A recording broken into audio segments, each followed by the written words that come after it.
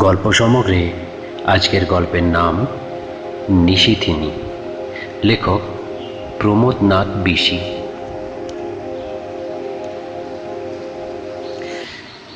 সিংভূম জেলা আদি পাহাড় ও অরণ্যে পরিপূর্ণ।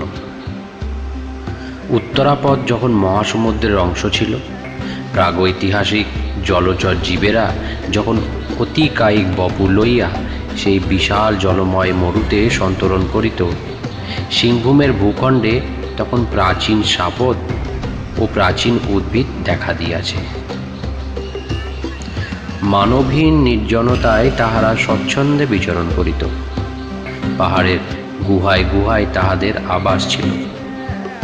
প্রাচীন সুবর্ণরেখার বাড়ি পান করিয়া তাহারা তৃষ্ণা মিটাইত। সুবর্ণরেখা গঙ্গা যমুনা ব্রহ্মপুত্রের তুলনায় কৌলিন্যে দিন হইলেও অস্তিত্বের দলিল তাহার অনেক বেশি পাকা। সিংভূমের পাহাড় পর্বতরাজ হিমালয়ের আত্মীয় নয়, তাহাদের স্বগোত্রত্ব বিন্ধ্য পর্বতের সহিত। এসব পাহাড় বিন্ধ্য পর্বতের দূরাতিদূর জ্ঞাতি বন্ধু। এখানকার অরণ্যমালাও প্রাচীন। তাহাদের শাখা প্রশাখায় যে বাণী মর্মরিত হইয়া ওঠে, তাহার ভাষা হিমালয়ের তরাই অঞ্চলের বনস্পতিদের অজ্ঞাত। হস্তি, ব্যাঘ্র, ভাল্লুক, গন্ডার প্রভৃতি যেসব সাপদ এখানে বসবাস করে, অরণ্যের তুলনায় তাহারা এতই অবার্চিন যে অরণ্য তাহাদের প্রতি দৃকপাত মাত্র করে না। এখানকার আদিম অরণ্য ও পর্বত চিরস্থায়ী রাত্রির মতো সিংভূমের অনেকটা স্থান জুড়িয়া বিরাজ করিতেছে। সেই রাত্রির বুকে দুঃস্বপ্নের মতো সাপদের দল ঘুরিয়া বেড়ায়। স্বপ্নের গোঙানির মতো তাহাদের গর্জন নিস্তব্ধতাকে কণ্টকিত করিয়া তোলে। সেই অন্ধকারে সীমানা ঘেঁষিয়া জমাট অন্ধকারে গড়া যাহাদের দেহ, সেই আদিবাসীর দল বাস করে।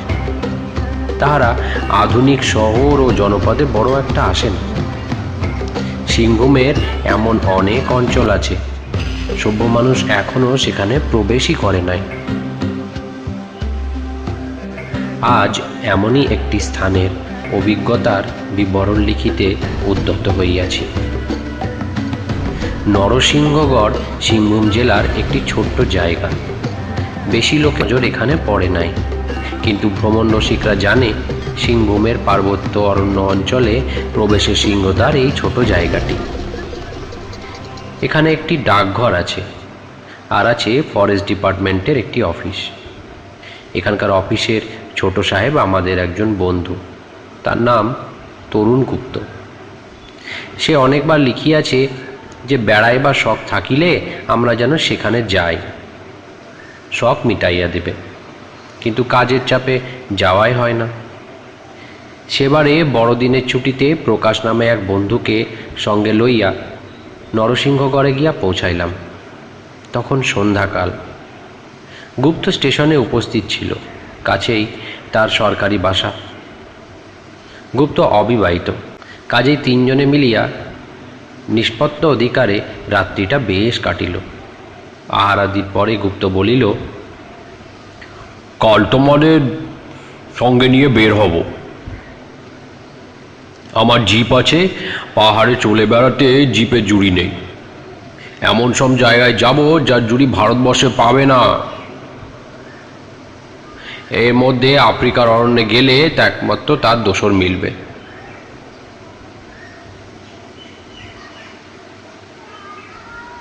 রাত্রি ভোর হইলে বারান্দায় বাহির হইয়া উত্তর ও দক্ষিণ দুই দিকে দেখিয়া লইলাম। দক্ষিণ দিকে কিছু দূরে সুবর্ণরেখা নদী, তারপরে মাঠ, মাঠের পরে পাহাড়ের শ্রেণী, ভাঁজে ভাঁজে পাহাড়, কত দূর আন্দাজ করা সম্ভব নয়। আর উত্তর দিকের পাহাড় আরও কাছে, সে পাহাড়ের শ্রেণীও অন্ত নাই। এমন সময় গুপ্ত বাহিরে আসিল, বলিল, পাহাড় দেখছো? ওই দক্ষিণ দিকের পাহাড় আমার এলাকার বাইরে, ওগুলো ময়ূরভঞ্জের পাহাড়। উত্তর দিকের পাহাড়ে যাব আমরা। আহারাদি 10টার মধ্যে সারিয়া লইয়া আমরা তিনজনে জিপযোগে উত্তর দিকে রওনা হইলাম। গুপ্ত জিপ চালাইতেছে। সন্ধ্যার আগেই ফিরিব স্থির হইয়াছিল, কাজের সঙ্গে সামান্য কিছু খাদ্যমাত্র লওয়া হইল। মাঠের পথ ধরিয়া জিপ ছুটিতে লাগিল। দুই দিকে মাঠে আম গাছ, মহুয়া গাছ, শাল, হর্তুকি, পিয়াশাল, আরও কত কি গাছ। মাঝে মাঝে ছোট ছোট গ্রাম, কোনোটা বাঙালিদের, কোনোটা বা আদিবাসীদের। সবে ধান কেটে নেওয়া ন্যাড়া মাঠ থাকে থাকে উঠিয়া নামিয়া দিগন্তে মিশিয়াছে। জিপ অগ্রসর হইতেছে, পাহাড় ক্রমেই স্পষ্টতর হইতেছে। পাহাড়ের মাথায় অরণ্য। অবশেষে একটা পাহাড়ের গায়ে গাড়ি দাঁড়াইল। আমি শুধালাম, কি নামতে হবে নাকি? গুপ্ত বলিল, না, নামতে হবে না। তারপরে তিনজনে 3টি সিগারেট খাওয়া শেষ করিলে গাড়ি আবার ছাড়িল। এবার গাড়ি পাহাড়ে উঠিতেছে। পথ সংকীর্ণ, কোনো রকমে কাজ চালানো গোছের। গুপ্ত বলিল, বর্ষাকালে পথগুলো ধসে যায়, বর্ষার পরে ব্যবসায়ীরা আবার তৈরি করে নেয়। পাহাড়ে শালের গাছই বেশি, কিন্তু অন্য জাতের গাছও অল্প নয়। সেসব গাছ বাংলার মাটিতে বড় জন্মায় না। গদ, কেদ, পিয়াশাল এইসব। এবারে পাহাড়ের কাঁধে উঠিয়াছি। বাঁ দিকে খাড়া পাহাড়ে থাকে থাকে পুঞ্জিত অরণ্য, আর ডান দিকে সুগভীর খাদ। ঝুঁকিয়া পড়িলে দেখা যায় অতি নিম্নে একটা শুভ্র স্বচ্ছ জলধারা। পাহাড়ের সর্বত্র তাহার গুঞ্জন শোনা যায়। ওই একটিমাত্র গুঞ্জন একতারার একটি সুরের মতো ধ্বনিত হইতেছে। ইতিপূর্বে এমন নির্জনতা দেখি নাই, এমন নিস্তব্ধতাও জানি নাই। অথচ মনে হইতেছে চারিদিক শূন্য নয়, কেমন যেন একটা গম গম ছমছম ভাবে সমস্ত পূর্ণ। নিস্তব্ধতার মধ্যে যে একটা পূর্ণতা আছে, তাহা এই প্রথম অনুভব করিলাম। ডান দিকে খাদের অপর পারে একটা পাহাড়, তার গায়েও অরণ্যের মেঘ জমা। এবারে গাড়ি নামিতেছে। কিছুক্ষণের মধ্যেই গাড়িটা একটা সমতল মাঠে আসিয়া পড়িল। মাঠ বটে, কিন্তু চারিদিক পাহাড়ে ঘেরা। পাহাড়ের পা হইতে চূড়া অবধি ঘন অরণ্যে ঠাসা। মাঠের মাঝে বেশি গাছ নাই, কতকগুলি গাছ এদিক ওদিক ছড়ানো। প্রকাশ শুধাইল, এসব বনে কি থাকে?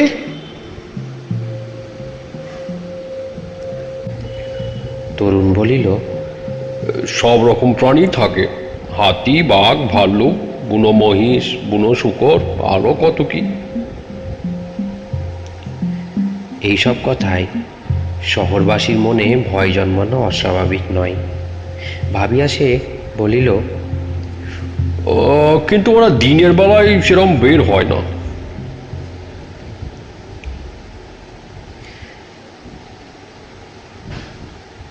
দিনের বেলায় বাহির হইলেই বা ক্ষতি কি?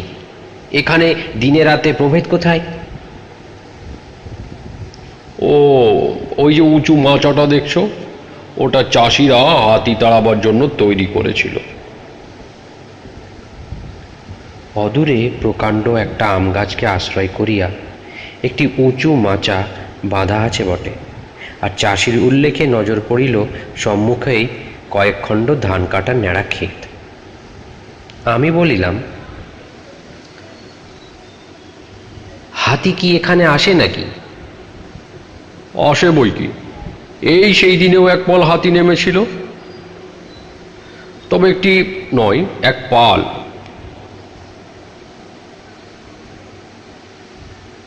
গাড়ি আসিয়া একটা পাহাড়ের নিচে থামিল। গুপ্ত বলিল, এবারে নামা যাক, ওখানে একটা বড় ঝর্ণা আছে, চলো দেখে আসি। কিছু দূর অগ্রসর হইয়া বনের মধ্যে ঢুকিয়া পড়িলাম। শাল পিয়াশালের গাছে জায়গাটা অন্ধকার, কিন্তু বনভূমি বেশ পরিষ্কার। বাংলাদেশের বনের মতো আগাছায় আচ্ছন্ন নয়। সুড়িপথ অসমতল, ছোট বড় পাথরে আকীর্ণ।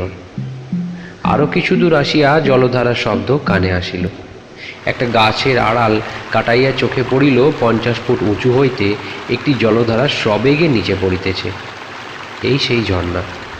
ঝর্ণার ধারার নামে পাহাড়টার নাম ধারাগিরি। ঝর্ণার কাছে আসিয়া তিনজনে দাঁড়াইলাম। জল পড়িয়া নিচে গভীর গর্ত হইয়াছে, তাহাতে জল সঞ্চিত হইতেছে। তরুণ বলিল যে বর্ষাকালে ঝর্ণা অত্যন্ত স্ফীত হইয়া সমস্ত জায়গাটা প্লাবিত করিয়া দেয়। এখন শীতকালে ঝর্ণার ধারা সংকুচিত। ওপরে চাহিয়া দেখি ধাপে ধাপে পাহাড়, থাকে থাকে অরণ্য। ওই ঝর্ণার ঝরঝর শব্দে ফাঁকে ফাঁকে বন্যপ্রাণীর ডাক কানে আসিতেছে, কখনো বা এক আধটা হাম্বারব। বুঝিতে পারা যায় নিকটবর্তী গ্রাম হইতে রাখালেরা গরু চড়াইতে আসিয়াছে। ঝর্ণার নিকট হইতে জিপগাড়ির কাছে যখন ফিরিলাম তখন অপরাহ্ন। তরুণ বলিল, জায়গাটা চারিদিকে পাহাড় ঘেরা বলে অন্ধকার এখানে অতর্কিতে এসে পড়ে। হঠাৎ আলো, হঠাৎ অন্ধকার, এই এখানকার নিয়ম। সে জানালো দিনের বেলায় এখানে যেমন ভয়ের কোনো কারণ নেই, সন্ধ্যা ছায়া নামা মাত্র তেমনি ভয়ের কারণ আসন্ন হয়ে ওঠে। ভয়টা কিসের? বাঘ ভাল্লুকের? বাঘ ভাল্লুক তো বটে, আবার কি হবে?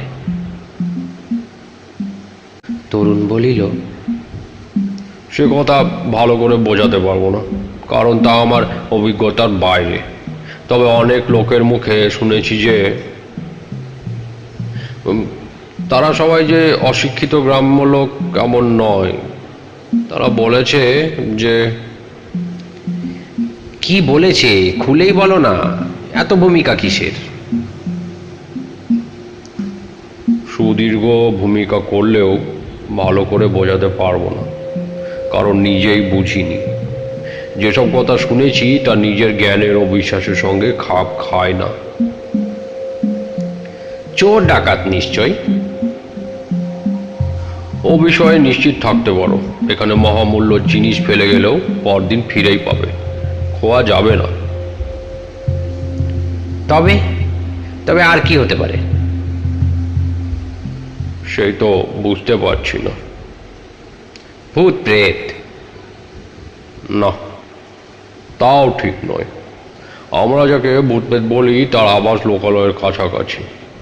এ আর এক রকম সত্তা।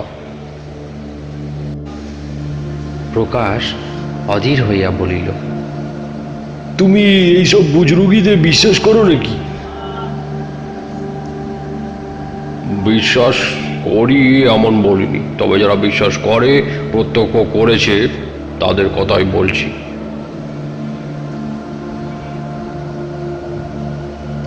ততক্ষণে জিপের নিকট পৌঁছাইয়া ফ্লাস্কে ভরা চা আর টিফিন বাস্কেটে ভরা খাদ্যগুলো বাহির করিয়া তিনজনে খাইতে শুরু করিলাম।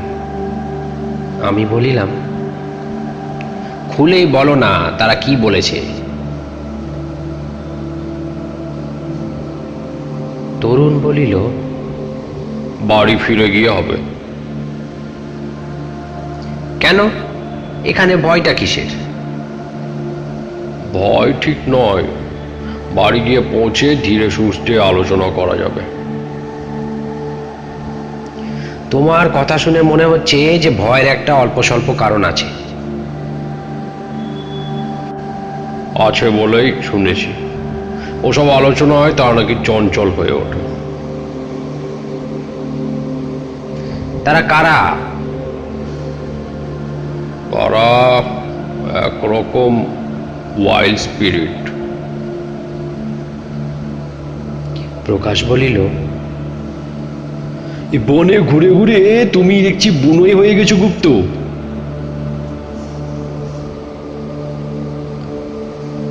এতই যদি অবিশ্বাস, তবে আবার আগ্রহ কেন?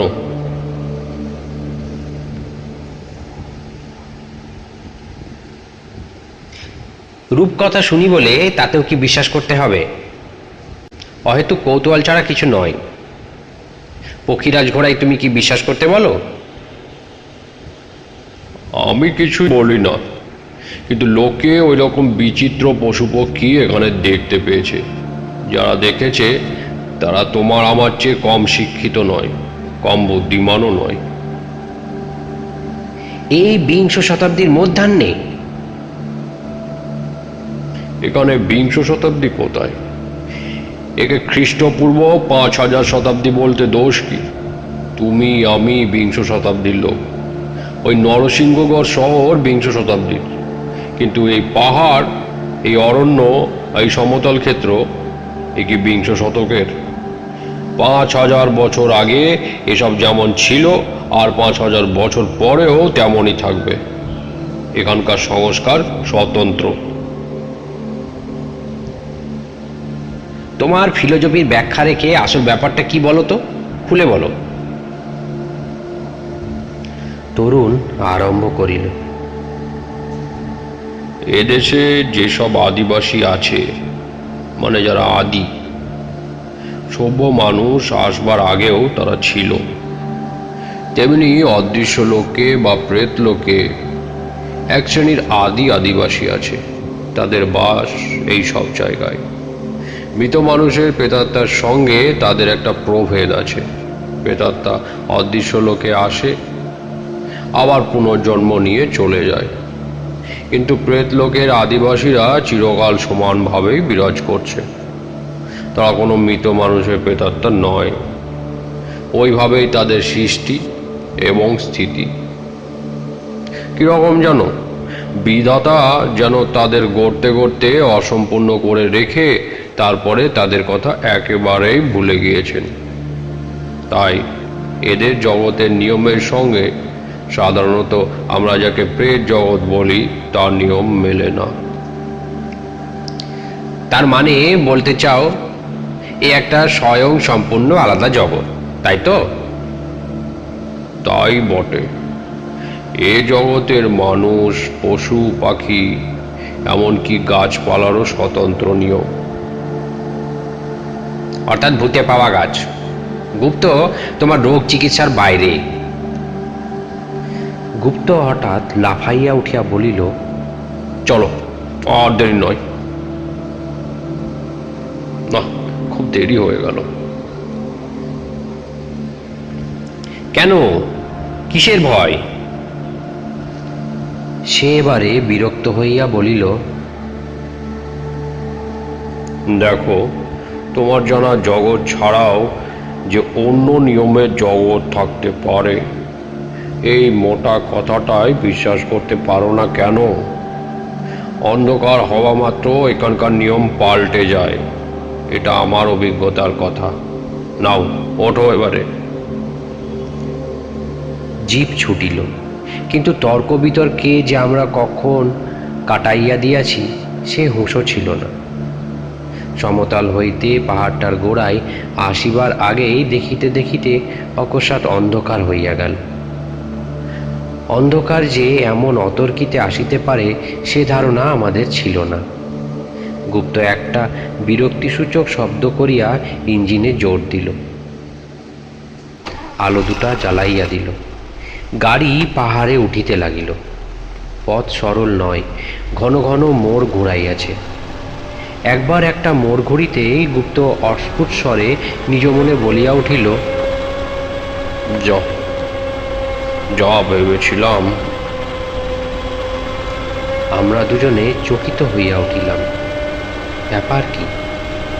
তিনজনেই দেখিতে পাইলাম পাহাড়ের সংকীর্ণ পথ রুদ্ধ করিয়া বৃহদাকার একটি বস্তু পড়িয়া আছে।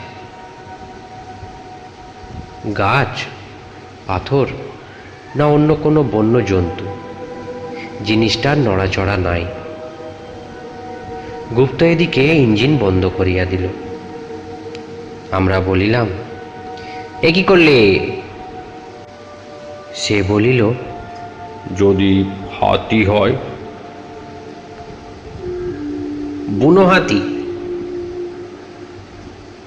বনে বুনো হাতি ছাড়া আর কি আসবে? ইঞ্জিন বন্ধ করলে কেন? অনেক সময় চার্জ করে। এক মুহূর্ত পরে তিনজনেই একই সঙ্গে দেখিলাম কোথাও কিছু নাই। প্রকাশ হাসিয়া বলিল, গাছের ছায়াটা হবে। অন্ধকারে ছায়া পড়তে যাবে কেন? এরকম অভিজ্ঞতা আগেও হয়েছে। সামনে আর একটা খারাপ জায়গা আছে, সেটা পার হতে পারলেই। রাস্তা খারাপ? না, জায়গাটাই খারাপ। তার মানে? গুপ্ত অত্যন্ত মৃদুস্বরে বলিল, এখানে নয়, বাড়ি গিয়ে হবে। যেন কাহার ভয়ে সে কণ্ঠস্বর যথাসম্ভব নিচে নামাইয়া কথাটি উচ্চারণ করিল। জীব ধীরে ধীরে চলিতে চলিতে একটি মোড় করিল। দুদিকেই সমান অন্ধকার। একদিকে খাড়া পাহাড়, একদিকে গভীর খাদ। খাদের মধ্যে প্রবাহিত নদীর শব্দ এখন দিনের চেয়ে অনেক স্পষ্ট। সম্মুখে জিপের যুগল আলোয় প্রত্যক্ষ পথ। সম্মুখে কোনো বাধা নাই। এমন সময়ে বার কয়েক গো গো শব্দ করিয়া ইঞ্জিন থামিয়া গেল। অনেক সাধ্য সাধনাতেও ইঞ্জিন আর চলিল না। প্রকাশ মোটর যন্ত্রের বিশেষজ্ঞ। সে গুপ্তর পাশে বসিয়া সাধ্যমতো চেষ্টা করিল, কিন্তু ইঞ্জিন চলিবার বা গাড়ি নড়িবার কোনো লক্ষণই দেখাইল না। প্রকাশ বলিল, হঠাৎ এমন কেন হলো? হঠাৎ নয়, আগেই আশঙ্কা করেছিলাম। এই জায়গাটাতে রাত বিরেতে গাড়ি প্রায় খারাপ হয়ে থাকে। এখন কর্তব্য কি? কি করা যায়? ফিরে চলো। গাড়ি যা চল। গাড়ি এখানেই থাক, আমাদের হেঁটেই ফিরতে হবে। এই বলিয়া সে নামিয়া পড়িল। বিজলি বাতির মশাল জ্বালাইয়া চারিদিক দেখিয়া লইয়া বলিল, তোমরা এসো।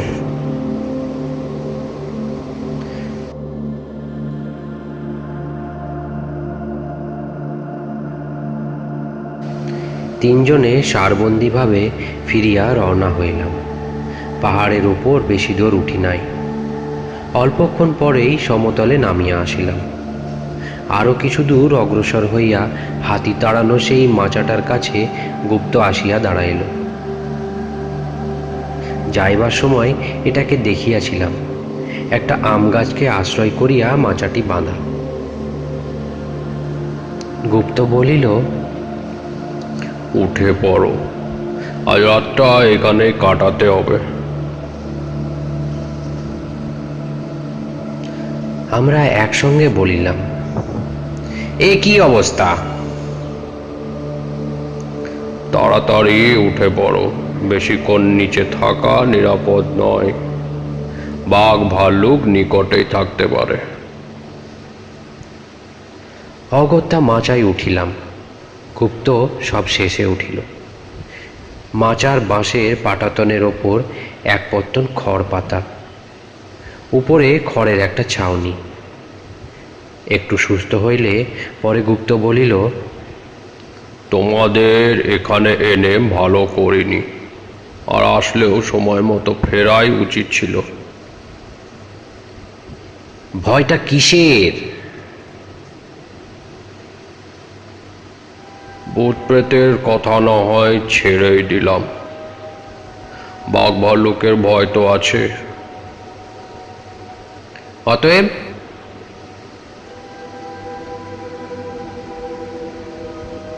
অতএব কষ্ট করে এখানে রাত্রি যাপন ব্যতীত উপায় নাই।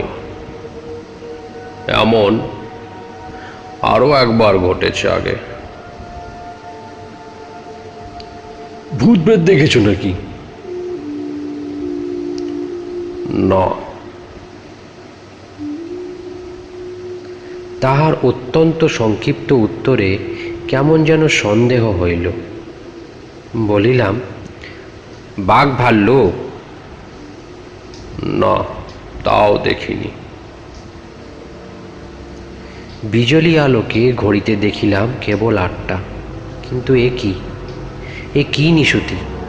যেন ভুলিয়া যাওয়া জগতের খনির ভেতর অন্ধকার। সারাদিন ঘোরাঘুরি হইয়াছিল, কাজেই যাহার গায়ে যা গরম কাপড় ছিল তাহাই জড়াইয়া কোনো রকমে শুইয়া পড়িলাম।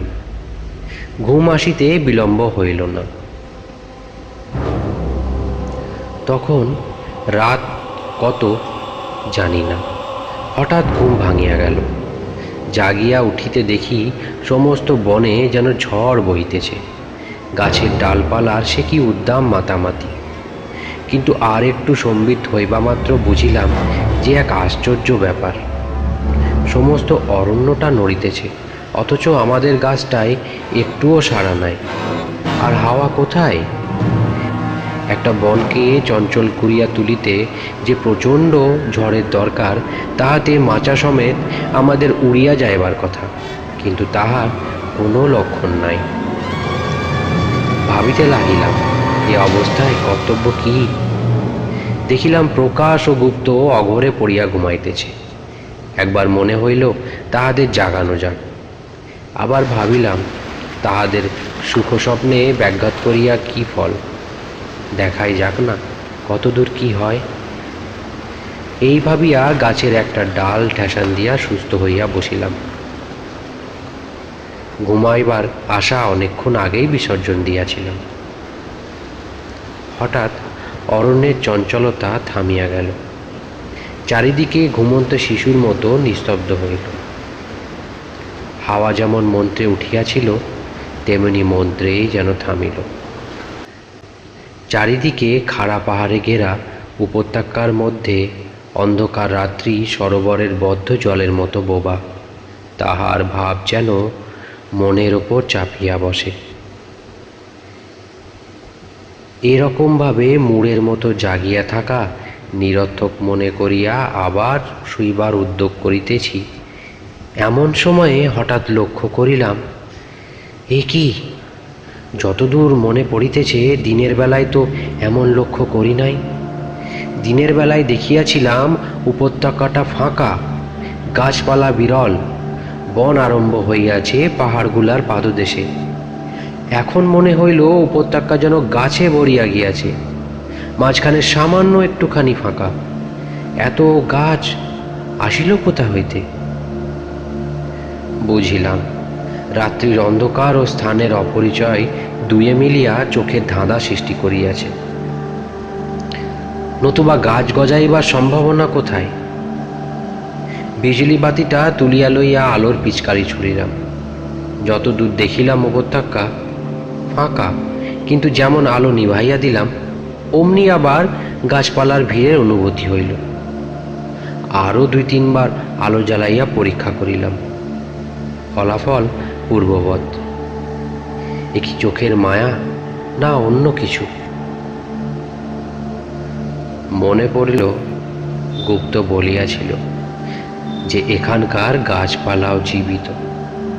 কথাটা সত্য হইতে পারে না, কিন্তু সমস্যাটা লইয়া বুদ্ধি আর সংস্কারের মতভেদ দেখা দিল। বুদ্ধি বলে কেমন করিয়া হইবে, আর সংস্কার বলে চোখে দেখিতে পাইতেছ নাকি? ভাবিলাম, জগতের সব রহস্যই কি তাহলে আমার অবগত? যদি সত্যই গাছপালাগুলি জীবন্ত হয়, তবে তাহাদের আগাইয়া আসা তো অসম্ভব নয়। কিন্তু কি উদ্দেশ্যে? সারিবদ্ধ শ্রেণীর মতো তাহারা আগাইয়া আসিতেছে কেন? কে তাহাদের লক্ষ্য? আমরা কি? গাটা ছমছম করিয়া উঠিল। তবে তো এই মাচাবাঁধা আম গাছটাও জীবন্ত হইতে পারে। সভয়ে একবার এদিক ওদিক চাহিলাম, না, গাছটা গাছের মতো অচল ও নীরব, তবু ভয় যায় না। এসব কথা দিনের বেলায় শুনিয়া লোকে হাসিবে, আমিও হাসিয়াছি। সেদিন রাত্রে সেখানে বসিয়া যে ভাব মনে উদিত হইয়াছিল তাহার সঙ্গে হাসির মিল নাই। একবার ভাবিলাম গুপ্ত ও প্রকাশকে জাগায়, তারপরে ভাবিলাম বেচারারা ঘুমাইতেছে, তাহাদের সুখে ব্যাঘাত করিয়া কি লাভ। মূঢ়ের মতো, সর্পমুগ্ধ হরিণের মতো এক দৃষ্টে উপত্যকার দিকে তাকাইয়া জাগিয়া বসিয়া রইলাম। বনে যে এত বিচিত্র শব্দ হইতে পারে তাহা জানিতাম না, দিনের বেলায় অন্তত শুনি নাই। কোনো শব্দ বা টুংটাং করিয়া ঘণ্টার মতো বাজিতেছে, কোথাও বা একটা করুণ আওয়াজ, কোনো শব্দ বা গভীর দীর্ঘ নিঃশ্বাসের মতো। পরে খোঁজ করিয়া জানিয়াছিলাম ওসব বন্য পাখির ডাক। হঠাৎ অদূরে গাধার ডাক শোনা গেল। গাধা গৃহপালিত জীব, এখানে আসিবে কিভাবে? ইহার সম্বন্ধেও পরে খোঁজ করিয়াছিলাম, শুনিয়াছিলাম যে বুনো হাতির ডাক অনেকটা গাধার ডাকের মতোই শ্রুত হয়। বিচিত্র শব্দের ধ্বনি প্রতিধ্বনিতে সমস্ত অরণ্যটাকে সজীব বলিয়া মনে হইল।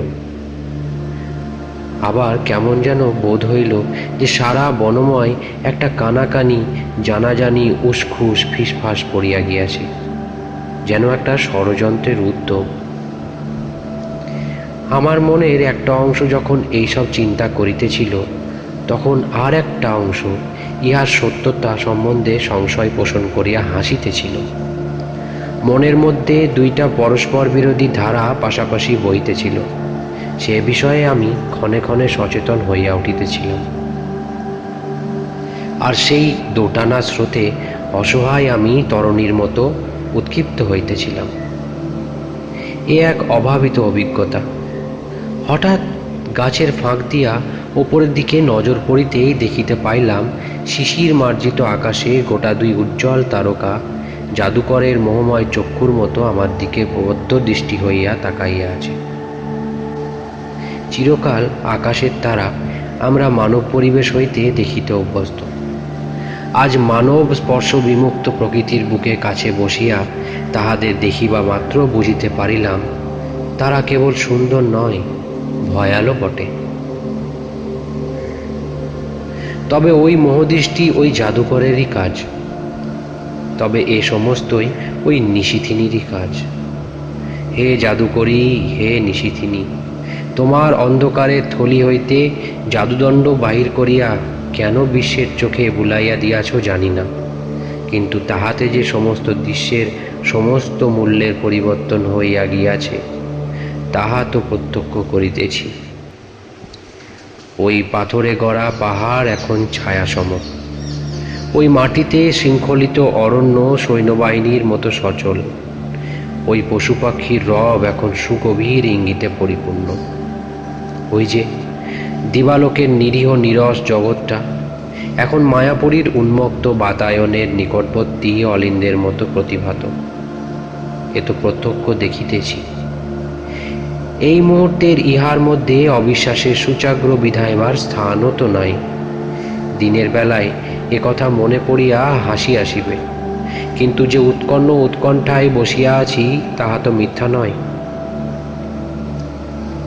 অরণ্যের চঞ্চলতায় আমার সাময়িক মুগ্ধভাব ভঙ্গ হইল। আবার ঝড় উঠিয়াছে, গাছের ডালপালার আর্তনাদ, অথচ এক ফোঁটা বাতাস গায়ে লাগিতেছে না। এ যেন ছবির ঝড়, এ কোন মায়ালোকের ঝড়, কোন জাদুজগতের অন্তঃকুহর হইতে এই ঝঞ্ঝা যেন প্রশ্বসিত। আমি এই জাদুজগতের অন্তর্গত নই বলিয়া তাহা আমাকে স্পর্শ করিতেছে না। এবারে আমাদের গাছটাও মরমর করিতেছে, কিন্তু বলা বাহুল্য কোথাও বাতাস নাই। সিগারেট ধরাইলাম, দেশলাইয়ের কাঠি নিষ্পন্দ শিখায় জ্বলিল। উপত্যকার বনময় এই যে মাতামাতি, এই যেন অন্ধকারকে মন্থন করিয়া কি এক রহস্য উদ্ঘাটনের প্রচেষ্টা। কি সেই রহস্য?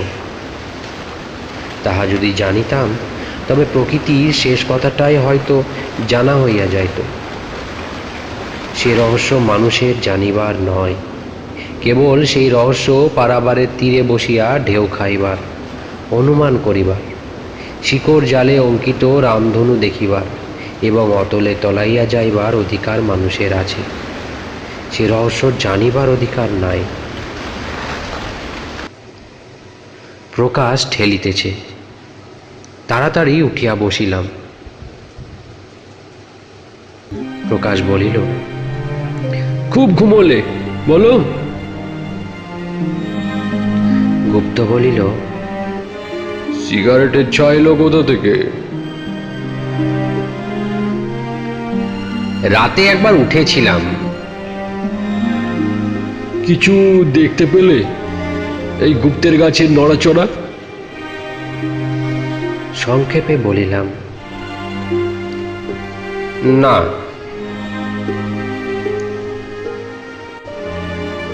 মনে হইল ওই সিগারেটের ছাই সাক্ষী না থাকিলে রাতের অভিজ্ঞতাকে আমার নিজেরই তো স্বপ্ন বলিয়া মনে হইত। অন্যে কেন বিশ্বাস করিতে যাইবে? বুঝলাম যে শেষ রাতে ঘুমাইয়া পড়িয়াছিলাম। প্রকাশ অবিশ্বাসে হাসিতে লাগিল। প্রমাণাভাব বশত গুপ্ত চুপ করিয়া রহিল। আমিও নীরব ছিলাম, কিন্তু অন্য কারণে।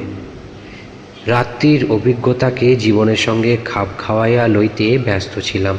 কথা বলিবার অবসর ছিল না। তিনজনে মাচা হইতে নামিয়া জিপ গাড়িটার কাছে আসিলাম। গাড়ি পূর্ববৎ রহিয়াছে।